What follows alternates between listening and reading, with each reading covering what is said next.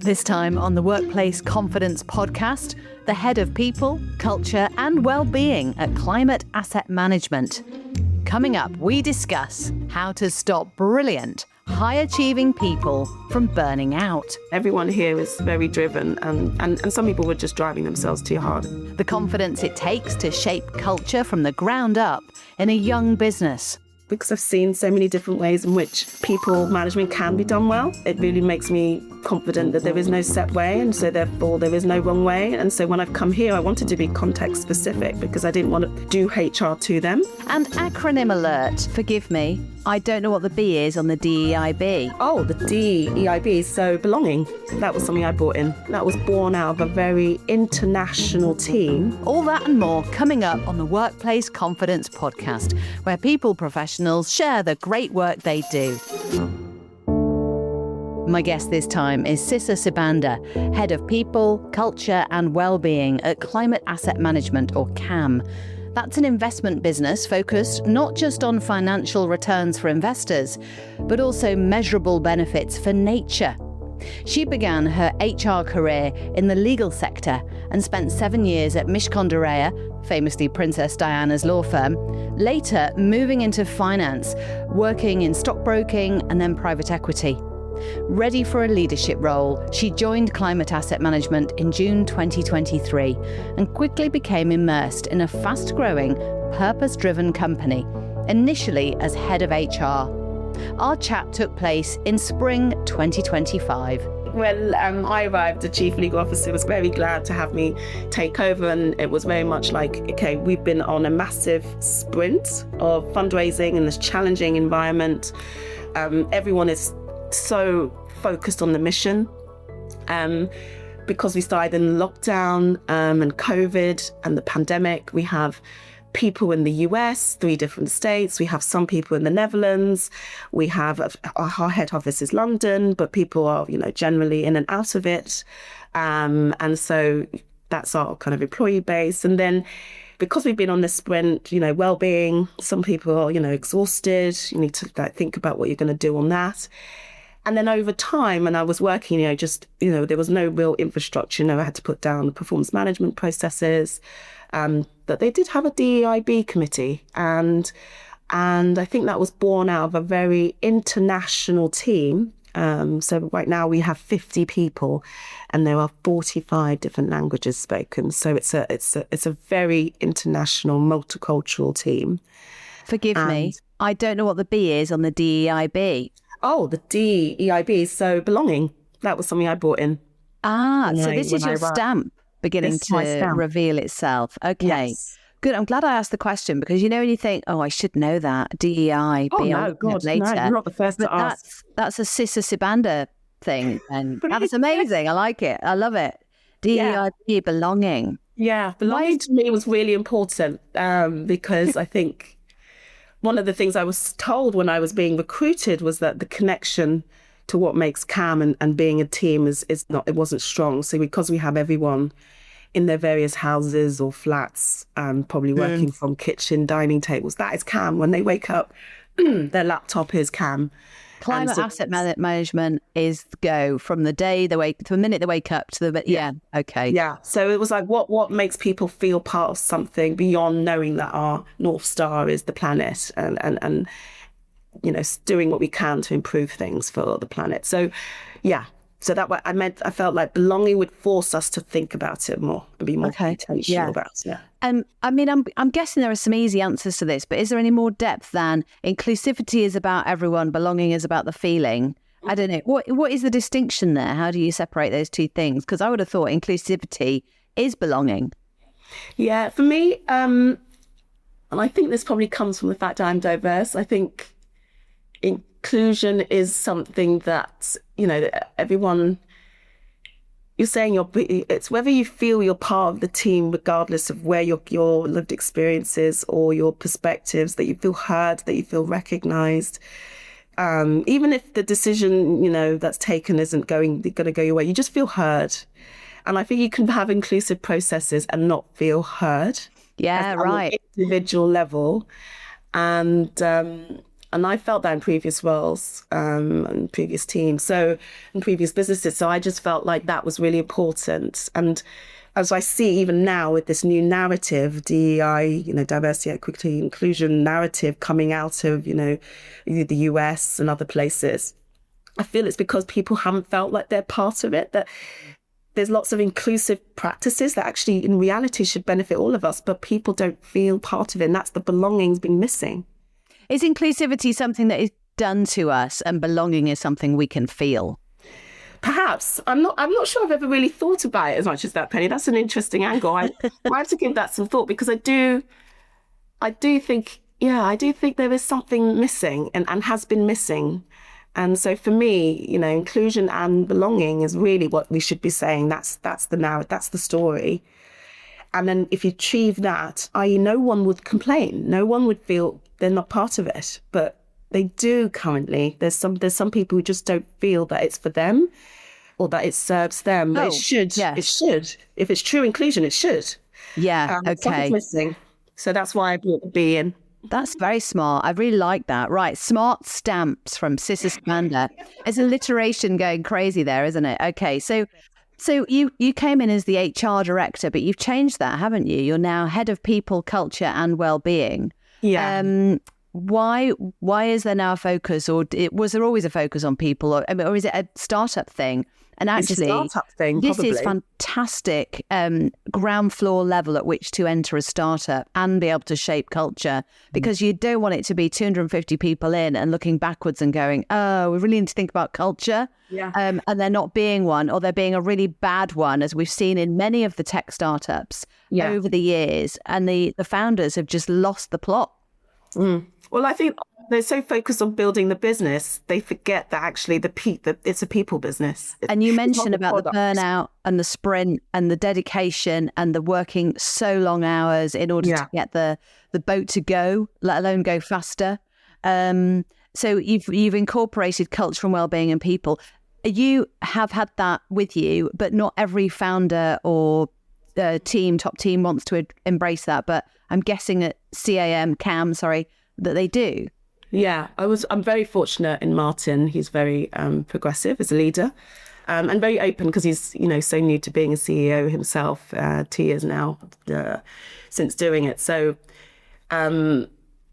but he does lead convincing from I was like, right, he's very good. He loves to read those Harvard Business Reviews, McKinsey reports. So he's already alive to the fact that as a people business, it can't just be about the products. It can't just be about the funds. It can't just be about the investors. Although as an investment PE fund, that's is ultimately performance and execution are key. And so for me, when I, 6 months in, I was like, right, culture, there's lots of different things happening in different places, because of the kind of hybrid, remote first, then hybrid environment, that we haven't really thought about what culture we want to have. But definitely want to make it more modern, because I want it to be about people, not human resources. It's a people business. Let's call it people. Let's have an intentionality on culture going forward, and then well-being being, how do you make sure that when we're driving high performance, because we are so passionate and energized around the mission, that well-being is also still part of that. So it's sustainable. We were sustainable with our people, sustainable with the business, and then when the sustainability space, it kind of feels like that for me was a really good way of kind of letting people know that these things are important to us, and then kind of having it as kind of a call to action. I think it would be a rum do to have a badged company called Climate Asset Management, who is obviously all about climate and the effect on people, to not have a decent culture and well-being pillar of its people management, and to have that as a priority. Rather than anything else. People first sort of attitude is like, you don't have a business without people. Exactly. And if you're burning them out, then you kind of shot yourself in the foot, haven't you? And some of it is not even we're doing it to them. They're so hungry and so focused on the mission. They're doing it to themselves, and they're high achieving, and they will drive themselves to burnout, because they're just so passionate about what they're doing. And for me, they're so engaged here at CAM. And it's lovely to see. normally it's the other way around. You're having to say, come on, this is the purpose. So, let's get excited. No, everyone here is very driven, and some people were just driving themselves too hard. And I remember thinking, right, we need to, as leaders, to be responsible to sometimes help people to realize that it's take a break. It's okay to take a break. So it sounds like there are a lot of high achieving, clever people in your organisation who are dead keen, like literally ready to burn out at the drop of a hat. Because that's an exaggeration, isn't it? But certainly you don't want to clip their wings, but at the same time you need them to think of themselves as the marathon, not the sprint sort of thing. Yes. How does confidence play out for your people in your organisation, do you think? I mean, gosh, you're in a world where being a big thinker, a big picture person is required because of the nature of investment and understanding the economy, the macro and micro, the fact, the levers and the pulleys and levers, I suppose. And at the moment, we've got such a difficult negative backlash against much of the progress, which has been hard won over the last 5 years, even just getting an acceptance that climate change is a thing. By the BBC, for example, the BBC until in the recent history would always feel that it had to have the opposite view on in order to provide a balanced piece on climate. So they'd have someone saying, the fires and the floods are, attributed to a global warming. And they'd always feel that they had to have another balanced expert on to say this could be bunkum. Yeah, that's gone. They decided no, actually, we're just gonna agree with everything. So it's been a hard fought for acceptance of it, and now, forgive the pun, but an erosion of that. So your workforce sit in a big picture, and they know it, don't they? Do you see external events? This is a really long question, by the way. No, it's totally fine. There's a lot of context that you're layering there, which is so cute. It's so complex, right? Yeah, right. I'm reframing that for my mind because I'm going, it's a really long question, Penny. And that's undermining my own confidence. Whereas actually I'm layering context. Thanks, Sis. Yeah. So layered context, right? So the question is, does that affect them in addition to the hard work that they're doing? And do you see that? And does it affect their confidence at the moment? So we are extremely confident about our mission and the purpose and what we're doing and why it makes a difference. And it's partly as a first-time fund. We're now at $1 billion because we've been so good at our conviction around why investors should come on that journey. To be fair, we had a very, very good shareholder in HSBC helping us a lot with that, and Pollination as well. But particularly HSBC because their distribution network is so vast. But when they meet when those people were meeting the team here, and you should yourself, Penny, you're more than welcome to come and visit us. Just the people and the caliber of the people and the experience that the people here have means we have to be confident about that. But there is climate anxiety. I would say, as a HR professional, I noticed the impact a lot on our more junior colleagues.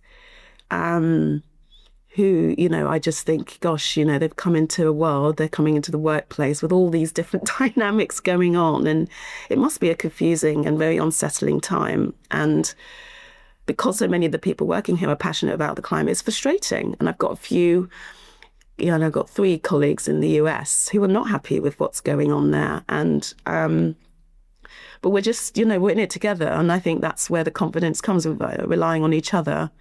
And then Martin is very good at positioning it, that this is, there's some companies who are saying they're rowing back from certain things or pulling things up. But when you dig deep, is it really, really a full rollback? Probably not. Because obviously things that involve sustainability take time. And also I think if people, at least for us I know that our people want us to also be working in a sustainable way, thinking about our impact on the environment. And I think those young generations coming through, the Gen Alphas and the Gen Zs, when they hit the workplace, they're going to demand that from their people, i.e. their leaders and their CEOs. I don't think they can get away from that generation being much more savvy and aware that they want the planet to be there for their own kids, and they're young themselves. So I just think it's just the next 4 years is an interesting time. And maybe that's the problem. Governments are only in for 4 years at a time. They can't take long-term views on things the way companies have to. What's just struck me is the idea that you may well be, you in another life, closing doors moment, may well have been in an HR office in one of the big petroleum companies who recently announced a complete U-turn on whether they're going to start drilling and stuff again. I'm like, yeah, do you know what? We've had a look at it and we're not doing as well as our competitors. So we're going to, without naming names, Sisa, do you ever have any sort of sympathy, empathy and think, oh, thank goodness I'm not having to deal with new talent coming through the door with a big question mark about what the heck is this? Do you, what am I trying to ask here? I'm just trying to have a dig at the misguided steps of other people, aren't I? And just thinking how much you must be like chuffed to bits that you're in the place where you are. Well, it's interesting you say I did work at Castlelake, which had an aviation business, and that was like one of their strategies. And I remember when I came here, and one of the interview questions was like, "Why do you want to work at CAM or Climate Asset Management?" And I was like, "Well, I've been working and helping a business with the aviation industry," and we, the interviewer laughed, and I was like, "Yeah, I feel like I have to come and repent my sins." Yeah. And I think I'm so sympathetic to different HR people in different contexts, to be fair. I mean, like, there are so many stories of things where I know it's not HR, but they're probably taking the brunt of what's going on. So, I think of the P&O scandal and during COVID and how they just sacked everybody. I always sympathise. So I never generally get very smart, except for when I'm like, maybe politicians tripping up over their own laces. That's when I might get a bit excited. Yeah. Because I think it's hard. I think the HR job and being a people professional in any context or sector is really challenging. Because people just don't understand what we do, and they don't really realise. And there's lots of memes, and it's a great fun joke on WhatsApp and TikTok or Instagram, and but they don't really know. And a lot of the time we're in, at least my experience of most HR professionals, they're in it because they care. Absolutely. And care for their colleagues, seniors, care for the new people, everyone. And yet they do bear the brunt of many challenging moments. And they're, if nothing else, they're witness to many things, aren't they? How do you manage your own well-being then? You're an advocate for well-being. What steps do you take to look after your own space? It's a challenge. I've been very fortunate this in 2024. I was allowed to have someone working in the team with me. So I think as I was standalone for, what was that, probably nearly 18 months. And that's tough. That's really tough because you can't really talk to anyone, not really. And then you talk to your friends, and unless they're in HR, they don't really understand. So that was really tough. So I rely very heavily on my friends and my HR network outside. I'm still very friendly with my previous boss. And she's great counsel, and I've always made an effort to keep my network going. When you say made an effort, what do you do? Paint the picture of how you actually go about that. Is it just a phone call or, quick Zoom or something like that? Yeah, so it'll be, so if I say Yen, I'm going to tell her now that I've do this podcast.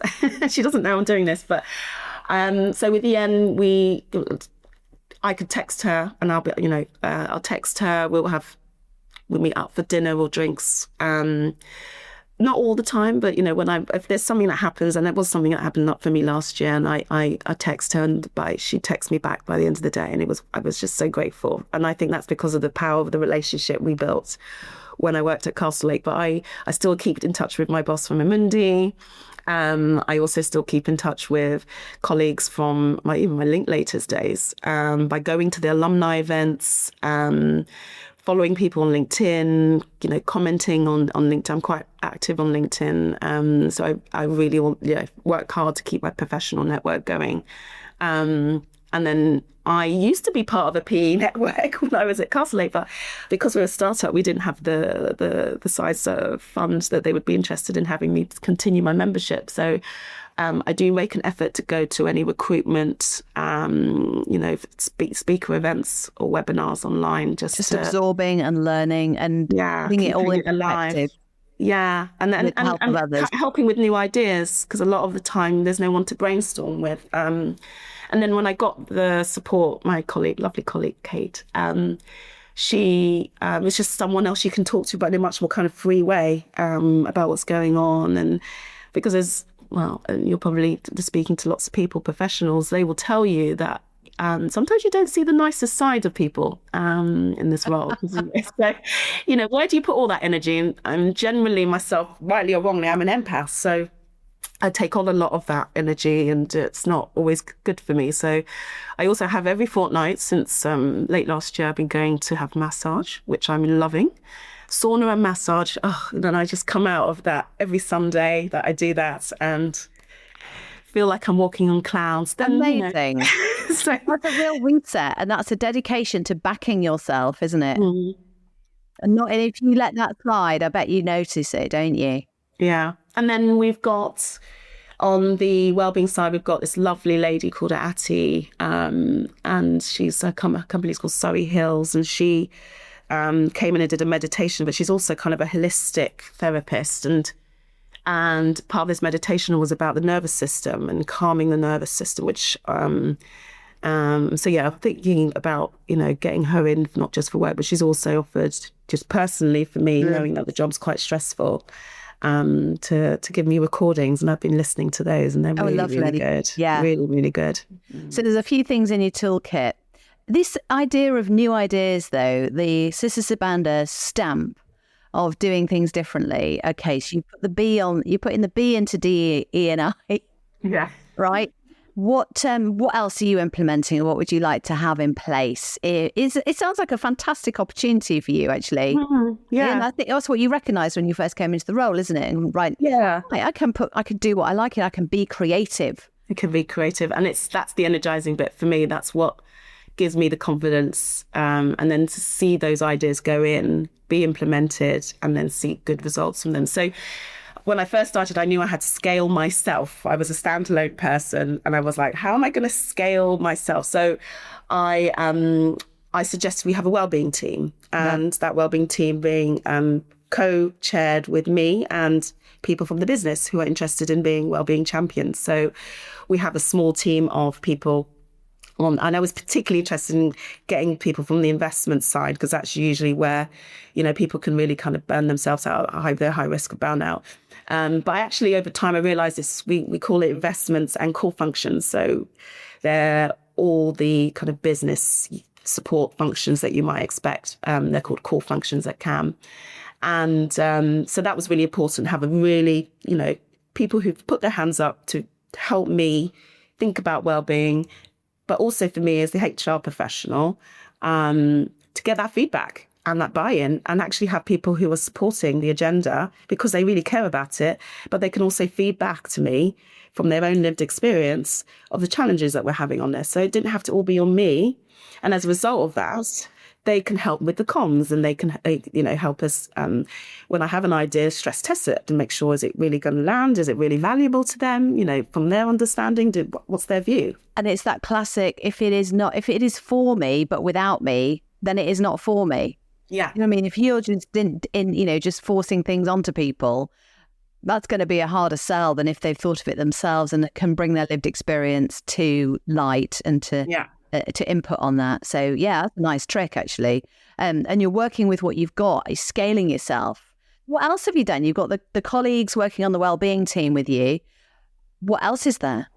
So we've got the DEIB committee, so they're still active and alive and well.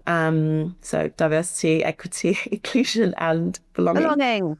And so we have awareness days, which is driven very much by people internally. So if they want to recognise Chinese New Year, which we've done for the second time very recently, is because we have 5 colleagues who are Chinese internally. And so we got some food in, and, it's another way for me to show that we are not just inclusive, but those people are owning that day, and what happens is belong. And then explain a bit about their culture. We know about the animals on the Chinese New Year calendar.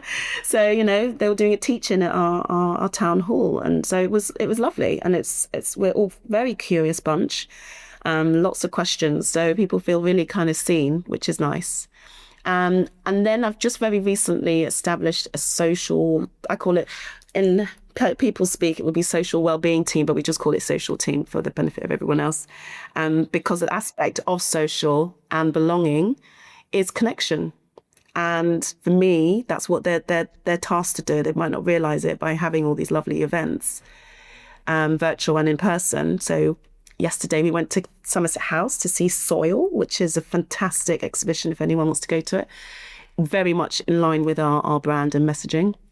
And a number of people went and did that. And when we came out, some of us went to the pub, some of us won't be, but over the next few days, we'll all be talking about it. And it's a shared experience that we've all had together. And we've got all different thoughts around that, and the diversity of that and the discussions that we'll be having over the next few days is going to be fabulous. And that's connection, which again drives belonging. So that's a more recent thing. And then I think over time, I'd like to get those pillars, I like to say, working well together, and then ultimately probably form a culture committee in the years ahead as we scale and actually try to formalise what are hopefully norms of how we do things. At the moment it's forming, but hopefully that by that point there'll be like a norm to it, and then real culture champions who are able to demonstrate and role model and all the things I think high performing companies want their people to be able to do in 5 thriving contexts. So yeah, it sounds amazing, and also very context driven. So you could come in and go, right, we need a special interest group or an employee resource group or network that's just for LGBTQ plus, Black and ethnic people coming in together, gender, and separating it all out, which possibly makes sense when you're working with masses of people, high numbers. But at your level, the numbers, it doesn't require it, does it? I'm guessing. No, not that I've seen. I mean, the DEIB committee, there are 4 of them, but then they've also got their own pillars of focus, and I think they've got maybe half the company volunteering to help them. But they predate me, so I'm more of an advisor if they want support or guidance, and so I don't necessarily drive their agenda so much, except for making recommendations. So that, I guess, in some ways is kind of your ERG, your employee resource group, because they are almost kind of that just kind of happened organically when there was a need for that team to come to be. And I think they came to be partly because our leadership team at the time was all white and all male.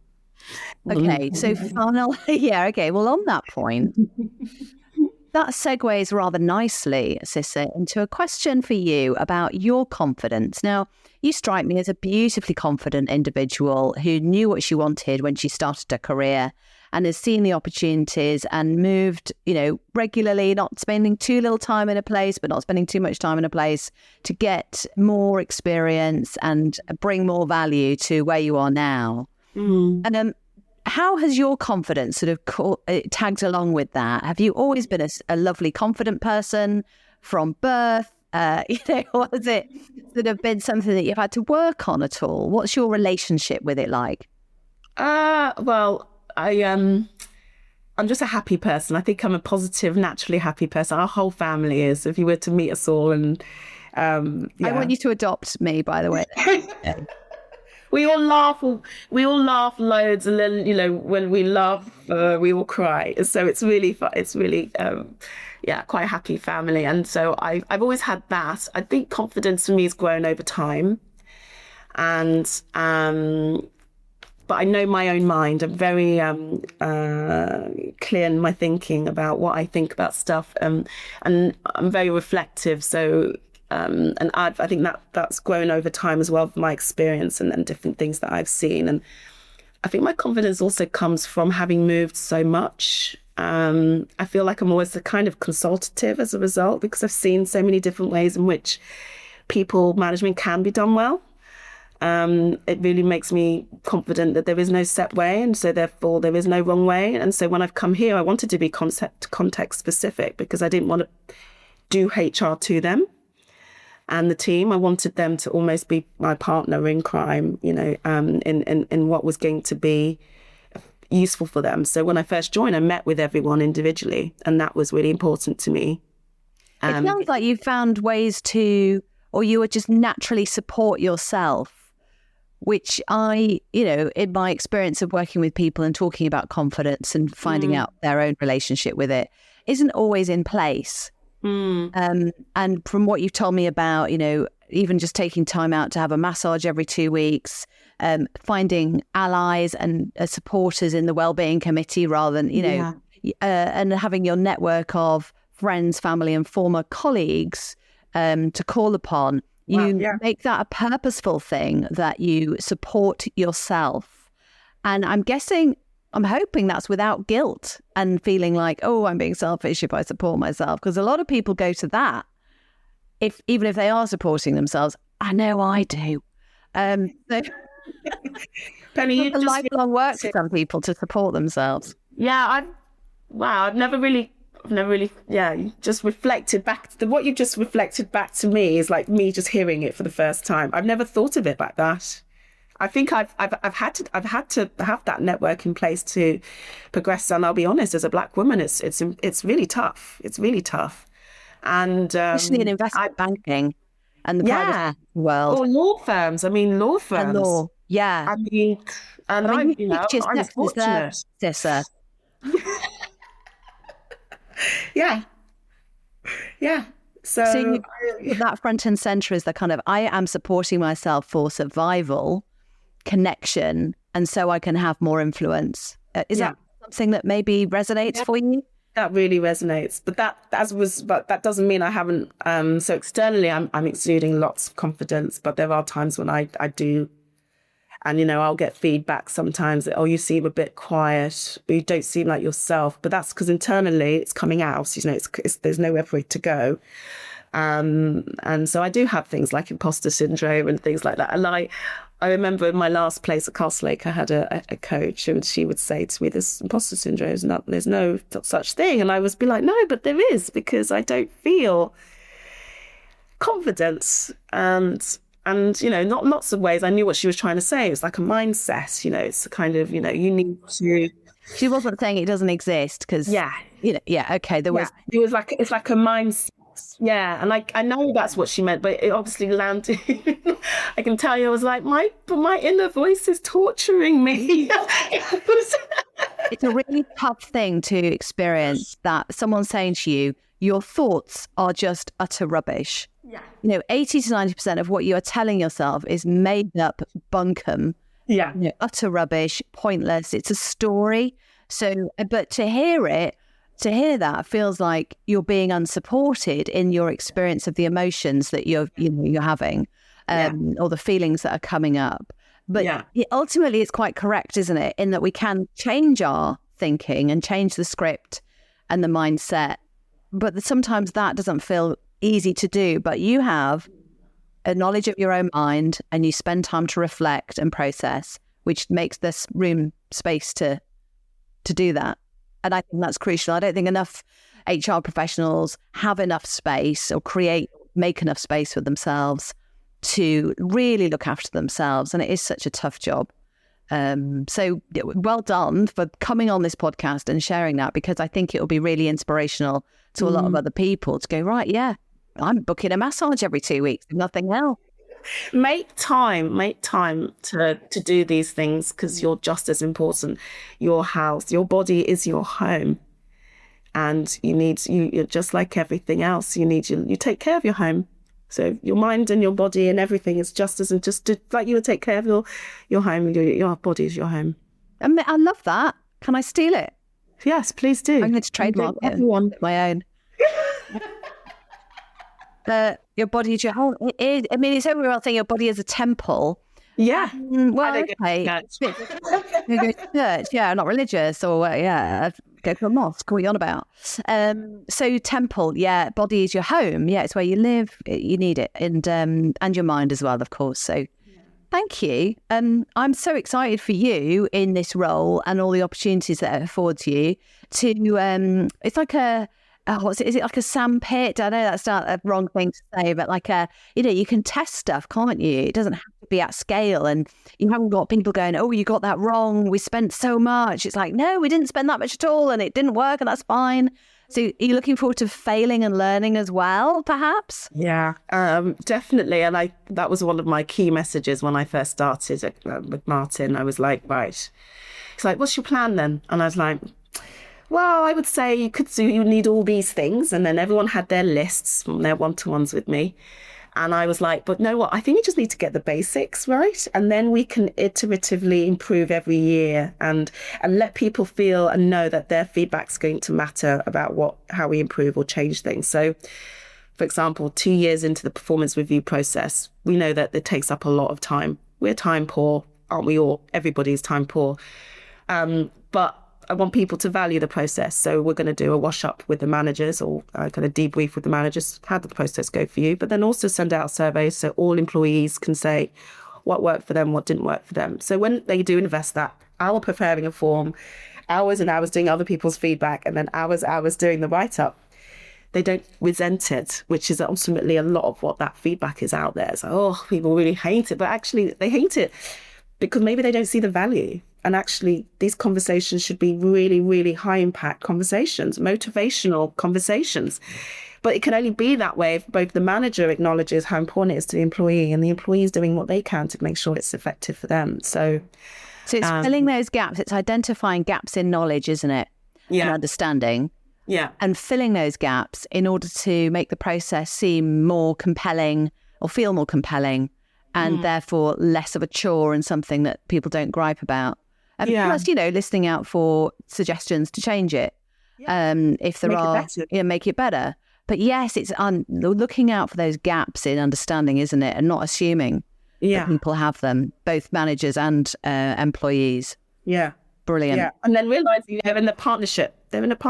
So the relationship where we all know there's that famous saying, everyone joins a company but leaves a manager. So I'm here to make sure that people don't leave our managers with unintended reasons, as much as I can help them do that to scale myself. Yeah, exactly. Well, it's been fantastic chatting with you and finding out more about climate asset management, but also your role with the people there, which is so important because without the people, there is no company, I believe. And, just the good work that everyone is doing is fantastic. So pleasure. Thank you very much for joining us on the Workplace Confidence podcast. Thanks for the invitation, Penny. I've really enjoyed speaking to you. Thanks to Sisa Sibanda for sharing her journey into the world of HR, culture and well-being. It's clear her passion for people and belonging drives everything she does. And best of luck with your work shaping culture at CAM. Now, if you're a leader or people professional with insights to share, drop me a line. hello@bitfamous.co.uk. Thanks for listening.